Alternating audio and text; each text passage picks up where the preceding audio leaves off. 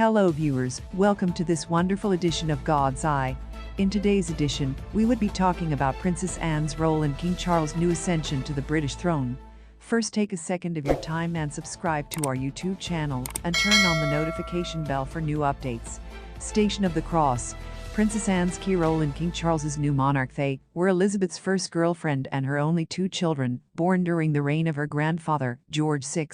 So Anne, Princess Royal, and her brother Charles were young, but they existed, they were counted as mothers, and the British monarchy died suddenly and rather prematurely, while their grandfather was sleeping at 50. After that, I experienced an earthquake change. Although Anne did not attend her mother's coronation, she and Charles witnessed many of the great changes in her mother's circumstances when she became a minister, British monarch. As they grew up, they were, of course, also the first children to be exposed to the complex concept of duty understood by mothers, fathers, and grandmothers. This idea is clearly pervasive. Such experiences can build strong bonds between siblings. This is why, with royal foundations and ducks, brothers Andrew and Edward have the traits and trappings of a younger generation than them. More deeply than his brothers, the 19th century was not far from 1948 to 1950. All adults close to Anne and Charles would have had a deep knowledge were it not for the direct effects of the two world wars. Andrew wasn't born until 1960, 8 years into his mother's reign, and Edward was born in 1964, the last year in the Queen's first decade in the chair. The Cold War was raging. The First World War in England was a distant memory. By then, a decidedly modern Elizabethan, but not Georgian, routine had emerged for families to adopt projects to keep the monarchy and the Commonwealth together. And it is true that the 1960s, as a born Zeitgeist, was a more recklessly optimistic and self-centered time in Britain than the 1950s.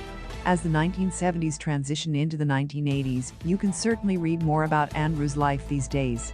But the time is also approaching the millennial monarchy, and 70 years after the birth of Charles and Anne, another intense role reversal is taking place between the Princess Royal and her brother, the new king. Anne's steady demeanor during her mother's reign was one of her constant support. A princess during Queen Elizabeth's worldwide reign, her royal behavior was so unrestrained that if you think of the British royal family for a moment as the British naval force, her Anne was the fastest for her mother. And she is the most reliable light frigate.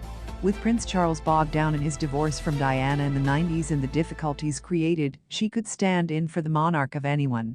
Many, either later than he would have liked, or because Andrew was rightfully stripped of all official ties and/or responsibilities while trapped in slow-motion destruction by Jeffrey Epstein over the past decade.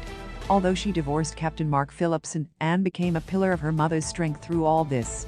Judging by Charles's spectacular detours to Scotland, Wales and Northern Ireland, she's now using that skill set to cement her brother's reign.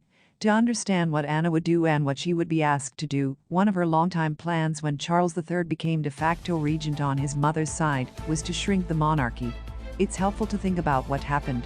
Thus, his 10-year-old opinion that Andrew's daughters Beatrice and Eugenia should be left off the main team as is. There will be other things that can handle. But with the Duke of York's daughters already out of sight, his distorted ghostly self over the past 2 years didn't really disrupt Charles's grand plans.